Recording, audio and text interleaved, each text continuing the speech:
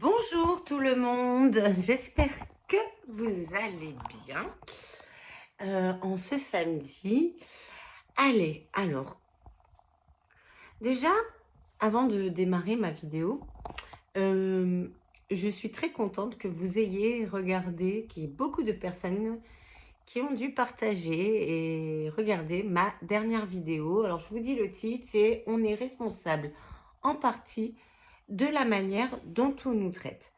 Donc, c'est une super vidéo. Je suis très fière, en tout cas, de vous l'avoir partagée. De vous avoir fait partager ce raisonnement-là qui fait effectivement bien réfléchir. Bien réfléchir. Alors là, j'aimerais aborder un peu sur le même fil de celle-là une réflexion qu'on doit avoir peut-être ensemble. Je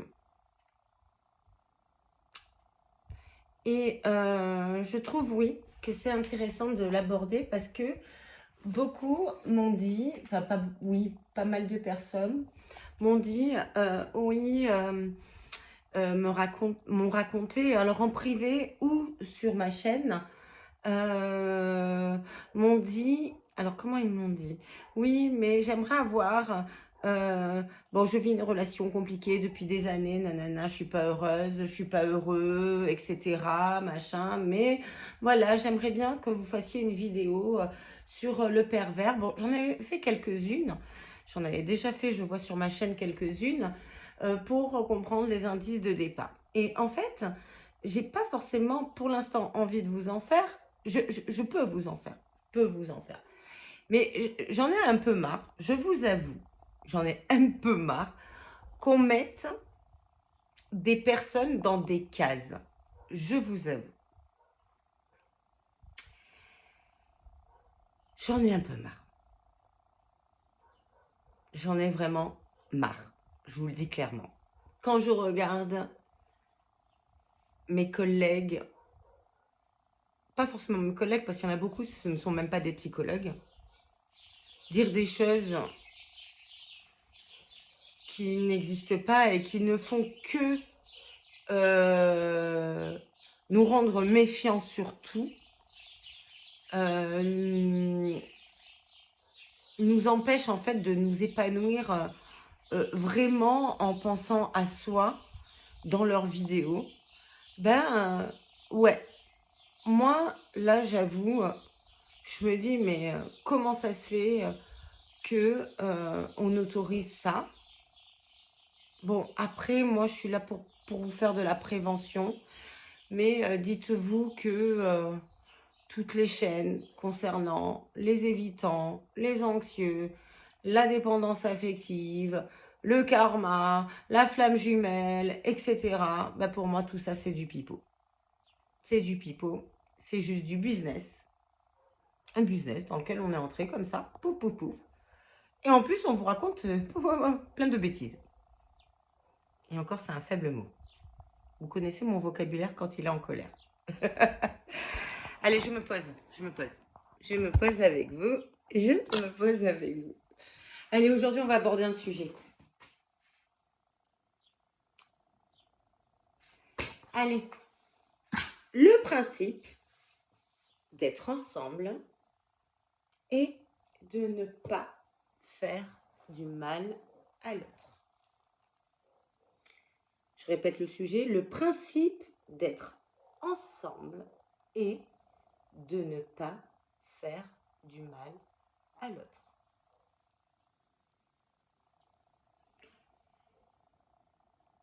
Vous comprenez bien que sur ma chaîne, je fais en sorte de ne pas vous victimiser. C'est l'objectif, c'est de ne pas vous victimiser. L'objectif, c'est que vous réfléchissiez pour ne plus jamais être victime. C'est pas pareil. Si sur ma chaîne, je commence à vous parler des ravages du pervers, des ravages de l'évitant, des ravages du psychopathe, des ravages de ci, de ça. Oui, je vous en ai un petit peu parlé, j'avoue. Mais moi, je préfère vous donner des pistes pour ne pas tomber dans ces travers-là. Vous comprenez? J'ai beaucoup de compassion, même avec mes patients, quand ils sont victimes de personnes qui leur font du mal. Beaucoup, beaucoup de compassion. Par contre, je ne les victimise pas. Je ne les victimise pas. Je leur dis, ok, là vous avez mal. Ok, mais vous avez envie de quoi? Est-ce que vous avez envie de ne plus avoir mal? Est-ce que vous êtes prêt ou prête à renoncer à une relation qui est toxique pour vous pour être bien? Ça, c'est la première question que je pose. Si la personne n'est pas prête à renoncer, auquel cas, je laisse la personne aller se prendre le mur dans sa relation. Aller se prendre le mur, et quand elle a pris le mur, là, elle peut venir pour me dire, là maintenant, j'ai besoin d'aide, parce que là, j'ai mal.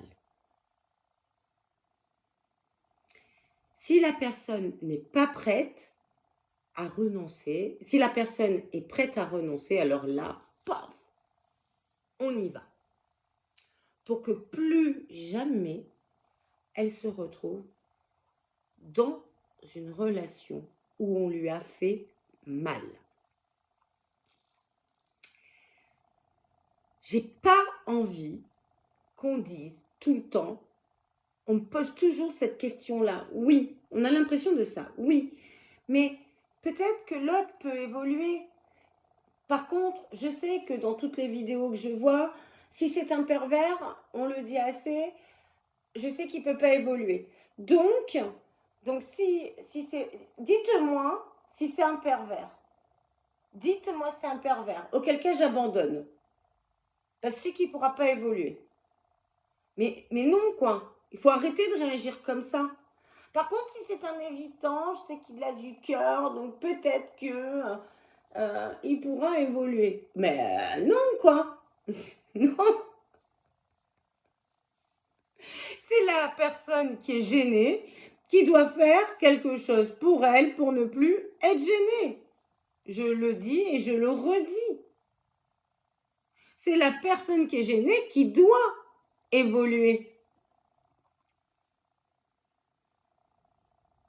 C'est la personne qui est gênée, qui est mal, qui doit se demander pourquoi elle reste dans le mal. Pourquoi elle s'est mise à donner pour être aimée, alors que maintenant vous savez que c'est tout l'inverse qui se passe. Pourquoi elle fait de l'autre une obsession? Son obsession. Le principe d'être ensemble est de ne pas faire mal. Quand on reste dans une relation toxique, on va faire mal à l'autre. Par des mots, parce qu'on râle, parce qu'on va l'oppresser, parce qu'on va lui demander de changer, parce qu'on va lui dire tout le temps que ça va pas, on va râler et on va lui demander de changer. Déjà là, on fait du mal. Mais l'autre, qu'il soit pervers, qu'il soit évitant, qu'il soit psychopathe, antisocial, etc., lui, il reste dans la relation et vous fait mal. Car, pour le pervers, son principe, c'est de faire mal. Comment voir en début de relation le mal que peut vous faire un pervers? Exemple tout bête. En début de relation, un pervers vous fait du love bombing. Début de relation, le pervers va vous écouter et va être hyper bienveillant avec vous. Il va être d'accord sur tout ce que vous dites. Vous avez l'impression d'avoir trouvé votre âme sœur. C'est fluide. Il est d'accord sur tout. Il aime tout ce que vous aimez. Vous aimez, je sais pas moi, les chansons françaises. Il aime la chanson française. Dès que vous lui mettez une musique, il dit ah ouais j'adore. Vous regardez L'amour est dans le pré, bah, il va adorer L'amour est dans le pré. Il va dire ah c'est bien avec toi de regarder L'amour est dans le pré et tout ça. Bon voilà. Je vous dis des exemples. Hein. Vous allez commencer à lui parler de vos faiblesses parce que vous êtes en confiance. Vous êtes en confiance, lui vous écoute. Vous allez même lui parler de ce que vous détestez et qui vous a fait mal dans vos relations. Exemple, vous avez eu mal de quelqu'un qui vous contrôlait, quelqu'un qui vous a manipulé, que vous allez lui parler de tout ça. Vous allez lui dire, il va vous écouter et il va être là, il va vous paraître soutenant. Lui va dire, le pervers, lui ou elle, hein, que jamais, alors ça c'est les paroles, le pervers dit, hein, ne fait pas mais dit. Alors un peu au début, il fait un peu au début, mais pas longtemps, mais il fait un peu quand même. Il va vous dire que, franchement, mais où est-ce que vous étiez caché pendant tout ce temps? Que vous êtes fabuleuse, exceptionnelle, géniale, fantastique, merveilleuse. Mais que jamais ils ont ressenti ça de leur vie. Jamais. Et ils vont vous dire que c'est bon quoi, on signe de suite. Hein. On signe de suite. Tu es la femme de ma vie. On signe. On peut se marier, on peut... C'est bon. En tout cas, il va vous dire tout ça. Une fois que vous avez été bien, vous vous sentez bien, vous êtes en confiance totale avec quelqu'un de type pervers, à un moment donné, vous allez avoir ce qui arrive dans tous les couples, un désaccord sur alors quelque chose d'anodin. Et vous n'allez pas être d'accord. Ça, c'est quand la personne qui a des traits pervers sait que là, il a assez donné et là, maintenant, il va vouloir un petit peu s'imposer progressivement parce que c'est très subtil. Et là, vous allez avoir un désaccord et là, par exemple, il va vous dire, au lieu de dire mais non, je suis pas d'accord, tu vois ce que tu dis, moi je ressens pas la même chose, etc. Machin, enfin voilà, bon, pour avoir une communication, on va dire saine, hein, un conflit sain. Un conflit sain, c'est écoute, toi tu penses ça, moi je pense ça, qu'est-ce qu'on fait de tout ça pour avancer? Voilà. Alors des fois on peut dire bon là c'est bon, on peut en parler plus tard parce que là j'arrive plus à réfléchir ou c'est pas le moment. Ça reste sain, d'accord? Tandis que la personnalité avec des traits pervers va plutôt vous dire ah mais là tu es en train d'essayer peut-être de me manipuler par tes paroles et tout ça. Vous voyez, c'est pas pareil. C'est pas pareil.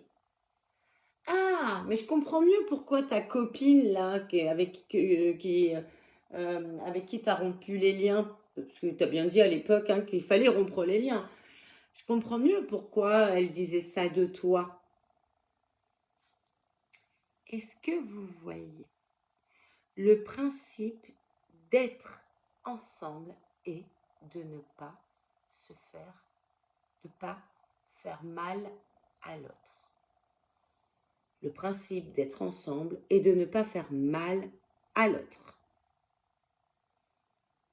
le pervers, là, à ce moment-là, veut vous faire mal.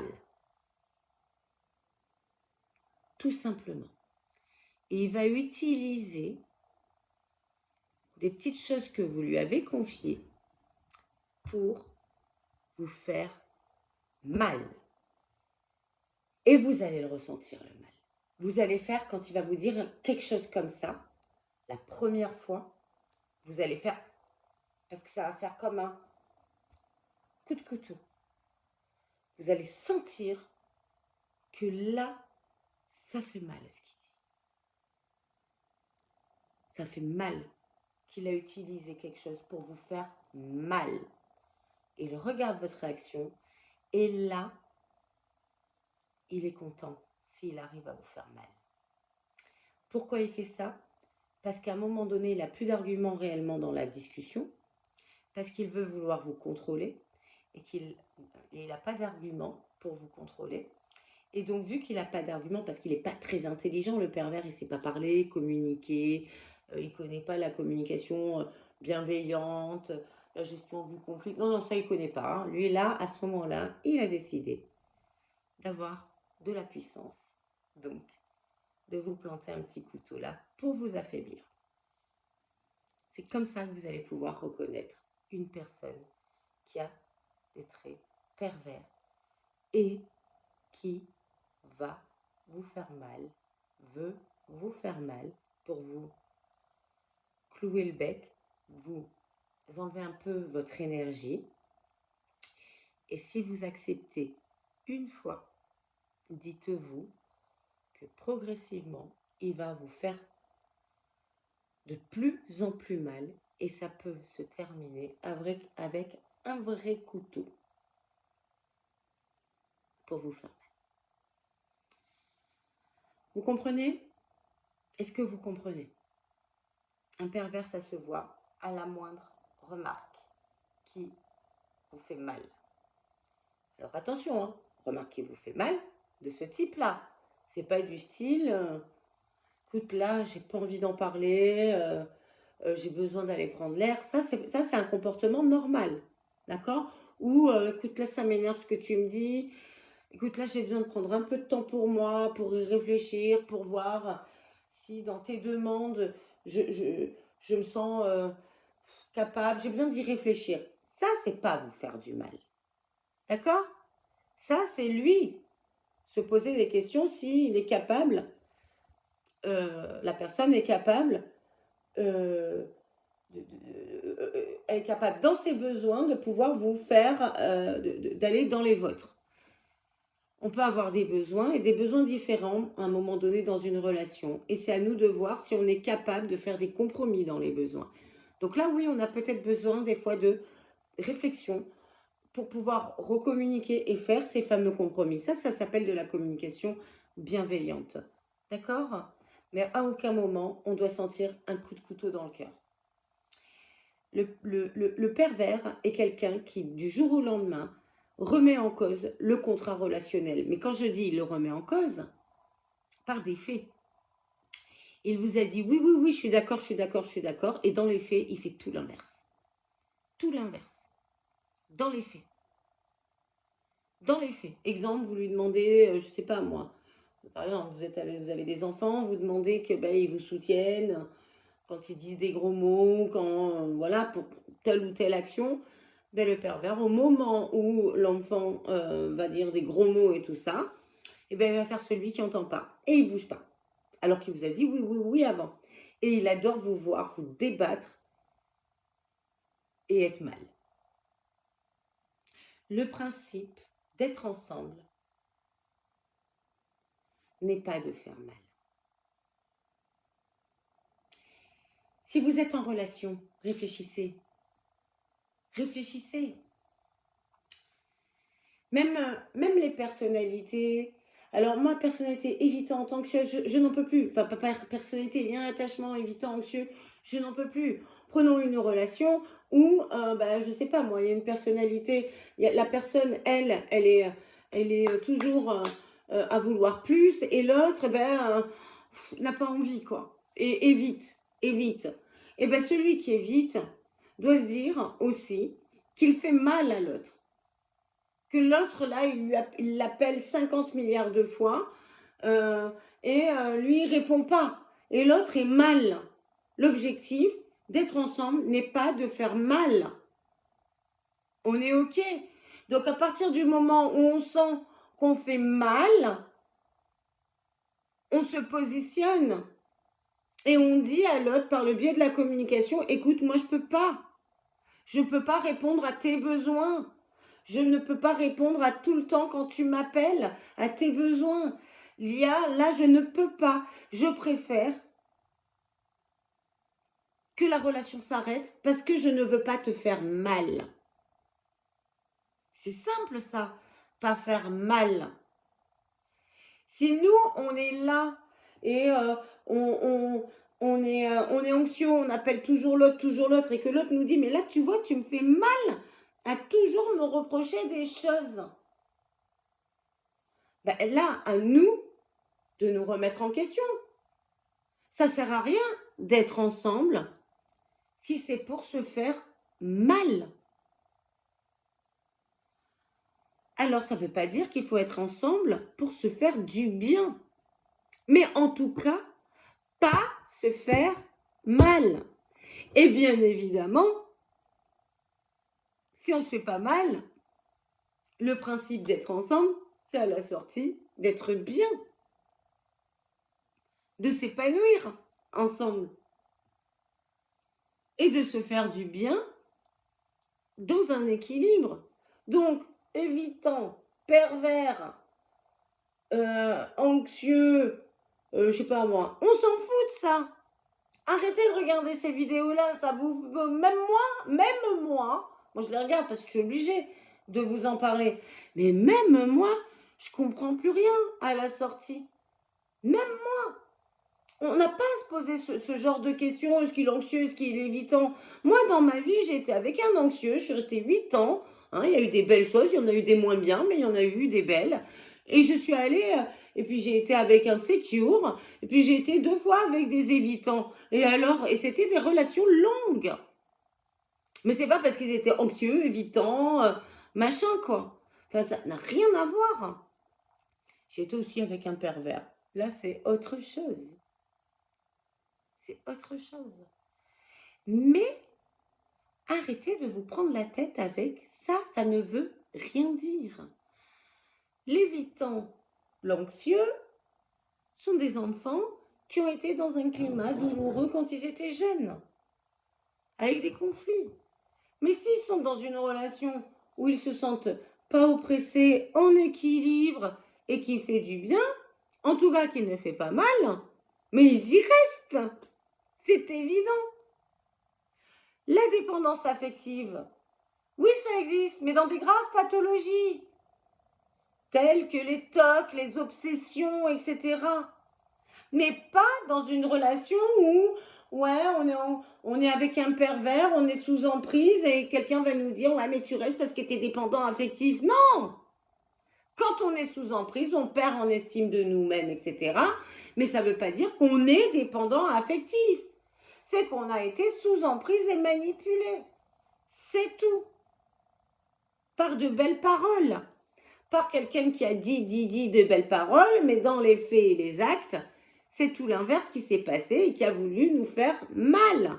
Et qui, quand il nous a fait mal, après s'est excusé, a pleuré, a dit qu'il allait tout faire quand il nous voit partir, qu'il allait tout faire pour nous rattraper, pour se rattraper, qui va vous rendre la vie merveilleuse, qu'il a compris, qu'il a eu le déclic, que tout ça, et tout ça, pendant un moment, il va vous dire ça, et pendant un moment, il va vous refaire du love bombing, vous allez y croire, et bam, il va vous faire à nouveau mal. Et il va refaire la même chose, vous allez prendre de la distance, mais lui, il va revenir, il va dire qu'il est allé voir un psy, il va dire qu'il a arrêté l'alcool parce qu'il a compris que c'était à cause de l'alcool, peut-être.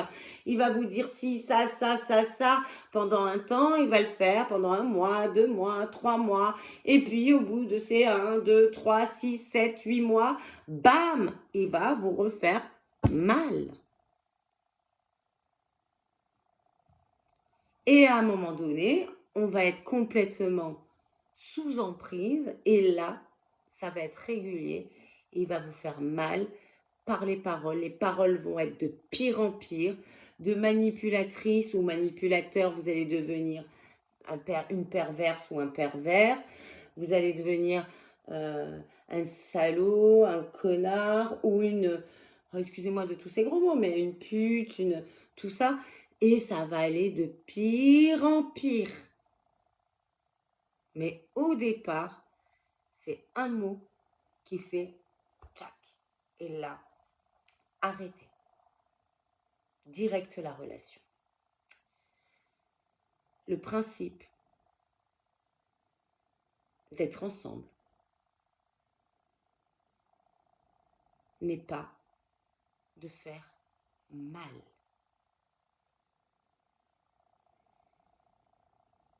Y compris dans la sexualité. Quelles que soient les pratiques. La sexualité, évidemment, quand l'autre a mal, on arrête. Le pervers